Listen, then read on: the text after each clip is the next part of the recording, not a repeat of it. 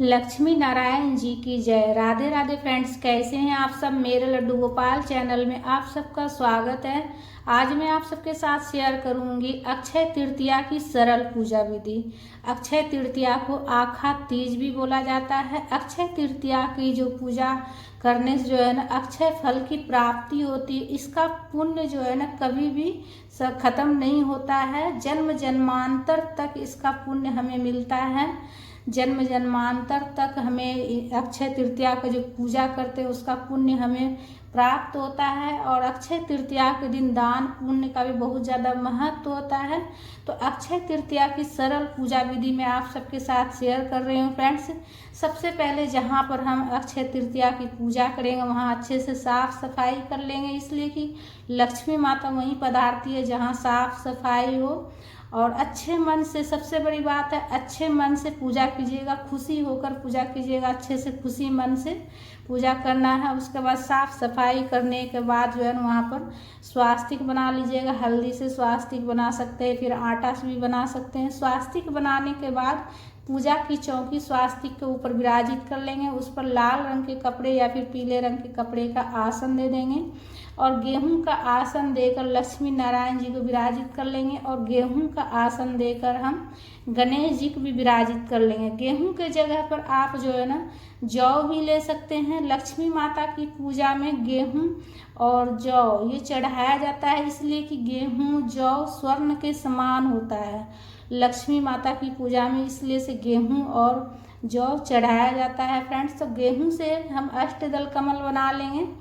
आप जौ से भी बना सकते हैं या फिर गेहूं से भी आप बना सकते हैं। अष्टदल कमल बना लेंगे। अष्टदल कमल के जगह आप स्वास्तिक भी बना सकते हैं। उसके बाद एक मिट्टी का हम कलश ले लेंगे। मिट्टी का कलश आप छोटा बड़ा अपने हिसाब से ले लीजिएगा, इसलिए कि जो है ना अक्षय तृतीया के दिन दान पुण्य का भी बहुत ज़्यादा महत्व रहता है। मटके का दान भी किया जाता है, तो इसीलिए से अपने हिसाब से आप ले लीजिएगा। थोड़ा बड़ा साइज का भी ले सकते हैं, मीडियम साइज का भी ले सकते हैं। कलावा बांध लेंगे हम कलश में और उसमें स्वास्तिक बना लेंगे। रोली से स्वास्तिक बना लेंगे और कलश को हम विराजित कर लेंगे। अष्टदल कमल जो बनाए हैं उसके ऊपर हम विराजित कर लेंगे और उसमें हम सबसे पहले गंगा जल डालेंगे। उसके बाद स्वच्छ जल से कलश को अच्छे से भर देना है, कंठ तक भर देना है। उसके बाद आम के पत्ते उसमें लगा देना है। कलश स्थापन नहीं कर रहे हैं, ये बिल्कुल सरल विधि से घट स्थापन कर रहे हैं हम, इसलिए कि लक्ष्मी माता की पूजा में घट स्थापन किया जाता है। तो बिल्कुल सरल विधि से मैं कर रही हूँ। कलश में आम के पत्ते लगाने के बाद उस पर एक प्लेट रखेंगे और थोड़ा सा जौ प्लेट में हम रख देंगे। जौ की जगह पर आप गेहूं भी रख सकते हैं। और सीजन का जो नया फल होता है ना, जैसे कि खरबूजा, आम, ककड़ी, ये आपको पूजा में रखना है।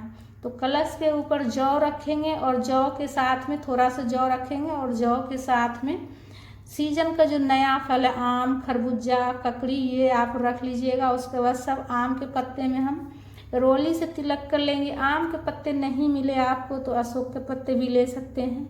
रोली चंदन लगा लेंगे हम सभी आम के पत्ते में। आम के पत्ते आप जो है ना 7 भी ले सकते हैं, 11 भी ले सकते हैं, 5 भी ले सकते हैं। उसके बाद हम गेहूं का ही आसन दे रहे हैं। आप गेहूं का आसन देकर दीपक प्रज्वलित करके हम रख लेंगे।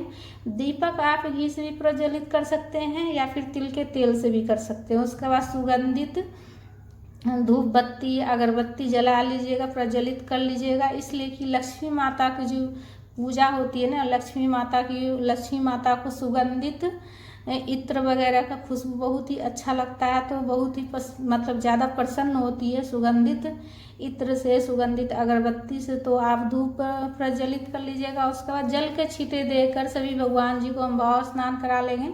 लक्ष्मी माता को और विष्णु भगवान जी को, गणेश जी को सबसे पहले गणेश जी की पूजा कर लेंगे। वस्त्र के स्वरूप में कलावा समर्पित कर लेंगे, जनेऊ समर्पित कर लेंगे गणेश जी को। और विष्णु भगवान जी को भी वस्त्र के स्वरूप में हम कलावा समर्पित कर लेंगे, जनेऊ समर्पित कर लेंगे विष्णु भगवान जी को भी।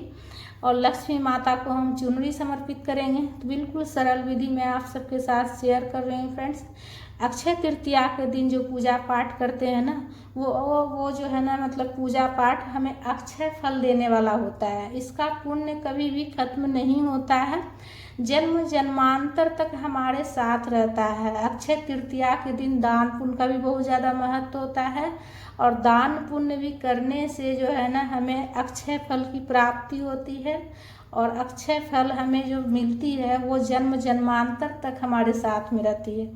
माता को चुनरी समर्पित कर लेंगे, रोली चंदन से तिलक कर लेंगे, माता को सिंदूर लगा लेंगे, विष्णु भगवान जी को भी पीला चंदन से तिलक कर लेना है, गणेश जी को रोली से पुष्प समर्पित कर लेंगे हम सभी भगवान जी को।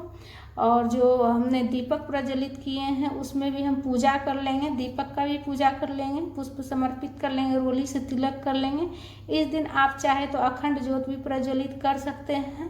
संपूर्ण पूजा विधि का वीडियो अपलोड मैं पहले ही कर चुकी हूँ फ्रेंड्स। उसमें अखंड ज्योत कैसे जलाना है, हवन कैसे करना है, हवन में कौन सा मंत्र पढ़ना है, वो सारा चीज़ उसमें मैं बताई हूँ। ये सरल पूजा विधि इस प्रकार से आप कर सकते हैं। इत्र हो तो इत्र भी लगा लीजिएगा माता को और चुनरी में इत्र लगा दीजिएगा। उसके बाद देखिए पूजा में कमलगट्टा चढ़ा लीजिएगा, गोमती चक्र चढ़ा लीजिएगा, हल्दी, थोड़ा सा धनिया और कौड़ी चढ़ा लीजिएगा। ये सारा चीज़ जो है ना पूजा में चढ़ाने के बाद जो है ना तिजोरी में रखा जाता है फ्रेंड्स। तिजोरी में रखने से जो है ना घर में कभी भी किसी चीज़ की कमी नहीं रहती, हमेशा सुख समृद्धि बनी रहती है। और पूजा में आप सोना चांदी भी हो सके तो चढ़ाइएगा। जो भी सोना चांदी का खरीदारी कीजिएगा उस दिन अक्षय तृतीया के दिन जो है ना सोना चांदी की खरीदारी का भी बहुत ज़्यादा महत्व है। जो भी चीज़ की आप खरीदारी कीजिएगा सोना चांदी, या फिर सोना चांदी नहीं खरीद सकते हैं तो आप जैसे कि जौ खरीद लीजिएगा, चना का दाल, गेहूँ, मिट्टी का बर्तन, ये भी स्वर्ण के समान होता है।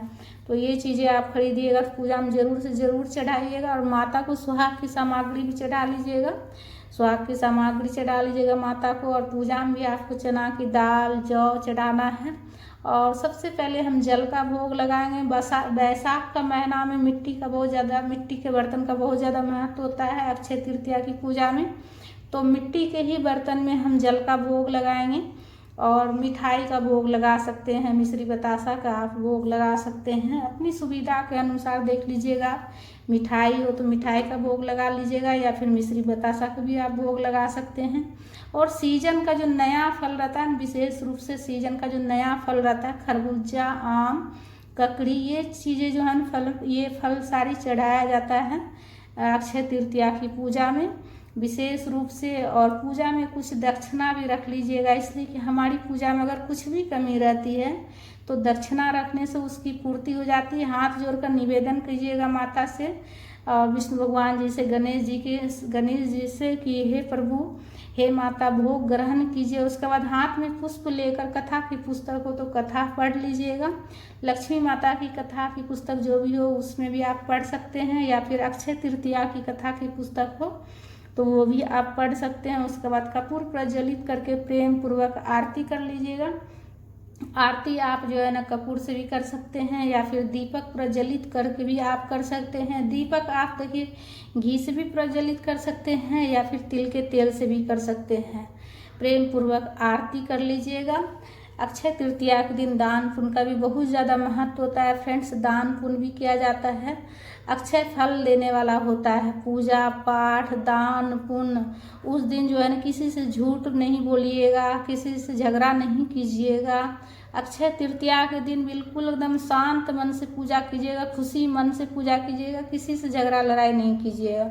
उसके बाद सीधे हाथ में जल लेकर आचमनी कर लीजिएगा आरती करने के बाद। उसके बाद सबसे पहले क्षमा याचना कीजिएगा माता से कि हे माँ, अगर हमारी पूजा में कुछ भी गलती हो गया हो माँ तो क्षमा कीजिएगा और प्रेम पूर्वक मेरी ये पूजा स्वीकार करो माँ। इस प्रकार से क्षमा याचना करते हुए प्रार्थना कीजिएगा। फिर आपकी जो भी मनोकामना है वो माता से कहिएगा।